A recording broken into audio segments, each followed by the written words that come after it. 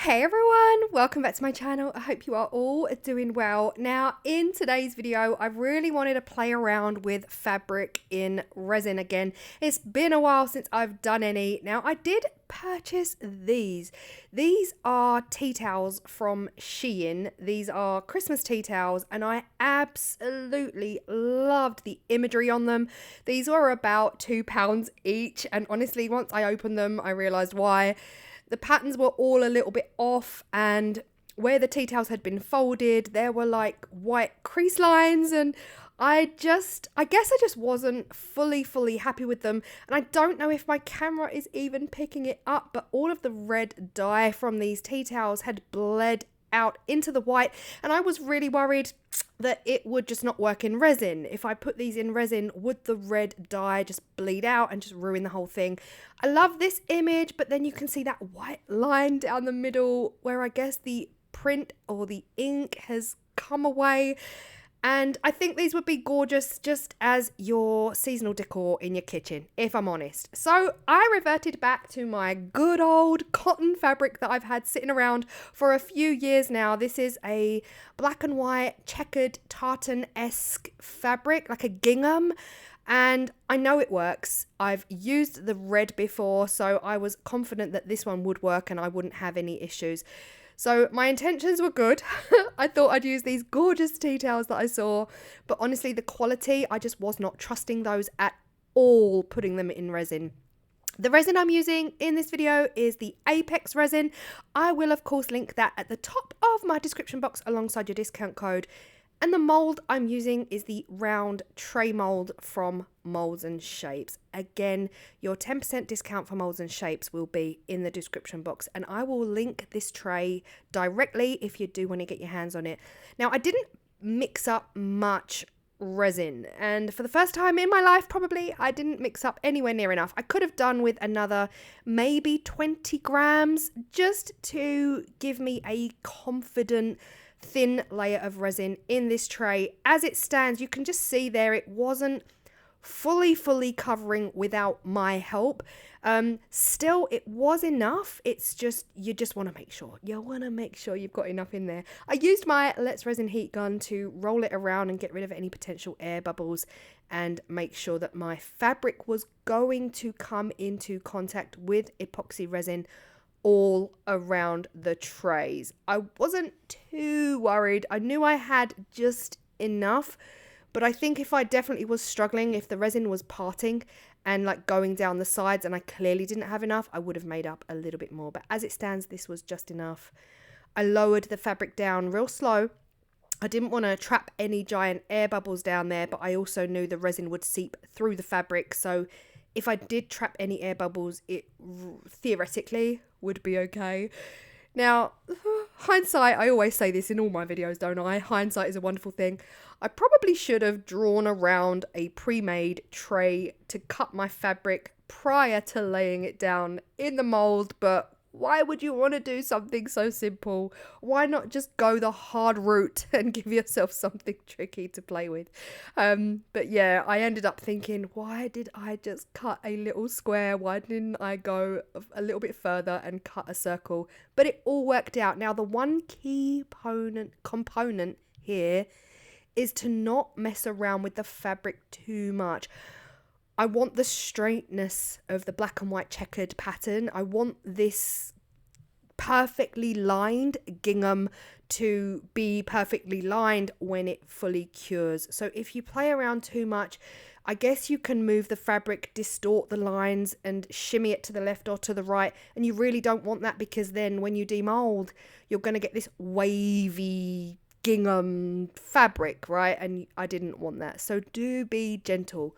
Once you've laid it down, don't play with it too much. Let it do the work. Let the resin seep through the fabric and just try to leave it. That is the hardest part.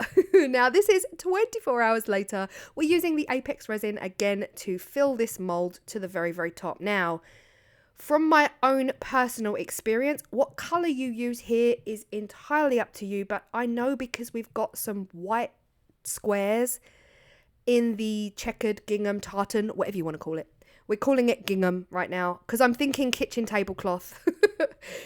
I'm going with a white background because we've got white fabric. Anything darker and I would worry that it would dull that fabric down a bit, and I really want that white to pop, so we're going with white.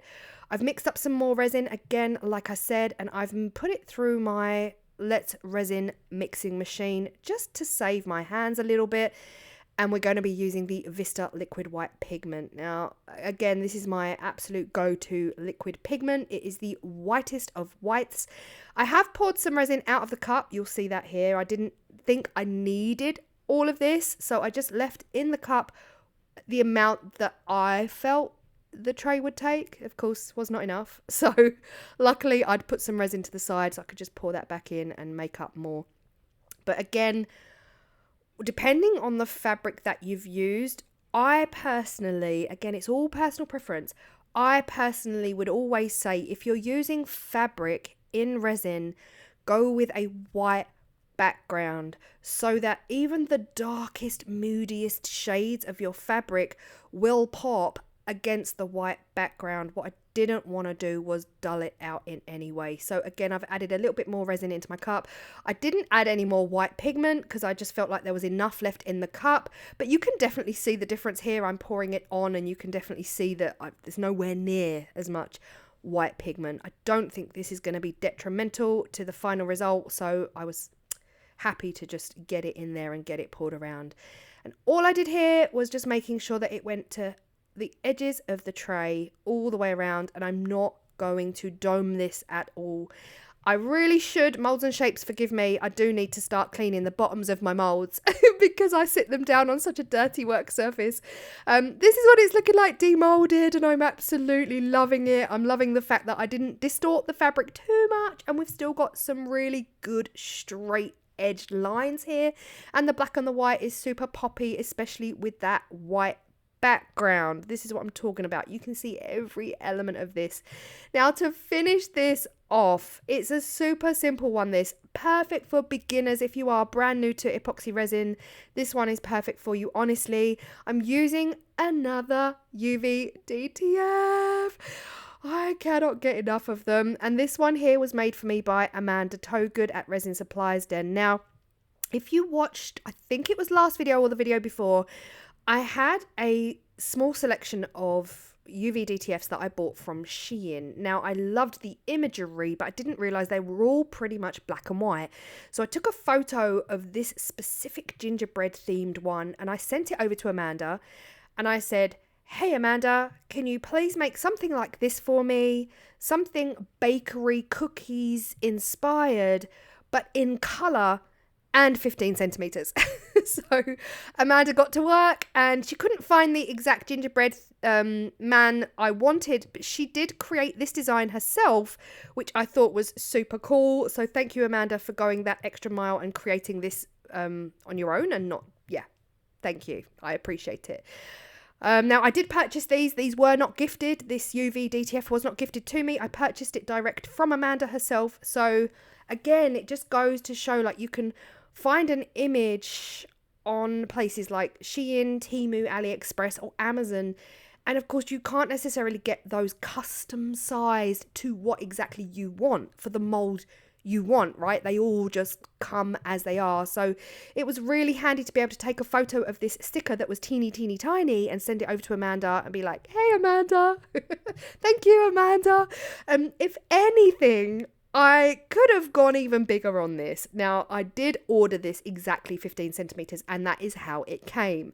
I could have got away with 18 centimetres, I think, and made it slightly bigger. But as it stands, it fits the tray perfectly. It's perfect for Christmas kitchen decor, or a Christmas kitchen tray. Guys, why is that so hard to say? Christmas kitchen tray. It's still working and it's perfect for maybe your little bakery station or your little corner where you keep all of your biscuits and your yummies, and yeah, it's absolutely gorgeous. Now, I am top coating this. Now, I had a problem with this top coat.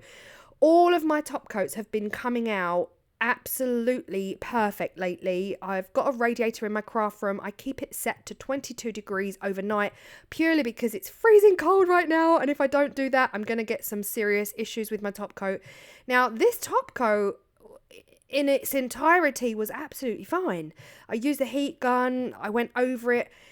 Now, there was no temperature change in my craft room, so I had absolutely no amine blush, but I got some debris. Now, I can only assume it was clear resin debris. Now, for some reason, I didn't film it. The next day I woke up and I looked at it and I was like, why is it bumpy? It was so bumpy in the hat, around that white rim of the hat. Now, I'm so gutted I didn't film it up close and I don't know why. I'm going to zoom in so that you can see what I'm talking about now. It was almost like worms. It's the only way I can describe it. The whole of the hat was like bumpy. You see this bumpiness, like worms? And I didn't quite understand what had happened. For a second, I thought maybe the sticker, I'd got air pockets in the sticker, but I hadn't. So at this point, I can only assume it was resin debris, maybe, that had come off of the heat gun or out of the cup that I reused. Something along those lines. Anyway, look, I put a second top coat on, which came out stunning. You can see those ripples here. I could physically feel them through the top coat. So again, I don't know what I did wrong there, but as a whole, the resin was fine. It's just whatever debris I dropped in there, it's a hazard. Now, here's the thing. I gave it a second top coat, which came out absolute perfection, but I pretty much filled up the tray. So we've only got about 1 or 2 millimeters to spare. So theoretically, this could still be a tray and things wouldn't slide off of it. But honestly, right now, I'm thinking wall art. I'm thinking this would just work on the sideboard, on the worktop, in your kitchen. And it's probably the best place for it because it is giving tablecloth vibes. It is giving baking, cooking, all of the things you do in the kitchen, right? You could hang it above your cooker. Maybe not actually because too much heat. Hang it by your cooker, near your cooker, but not over the heat, you know. But yeah, I'd show it to you in my kitchen, but guys, my kitchen is trashed. No one needs to see that. But yeah, I absolutely love it. I do really love the way it worked out. I love the sticker. I love the checkered gingham, tablecloth inspired, bakery inspired theme. But it definitely lends itself to more Christmas decor than a functional tray because I had to top coat it twice, which pretty much filled it up. But anyway, look, don't be like me. Don't have debris flying around your craft room. Said nobody ever, because who can get away from it? I certainly can't. I hope you feel inspired by this video. And again, all things UV DTF, check out Amanda Towgood on Resin Supplies Den. The resin is Apex and the tray is from Moulds and Shapes. Everything will be linked down below. And I will see you all on Saturday for, oh my gosh, a stunning creation. I will see you all then. Bye.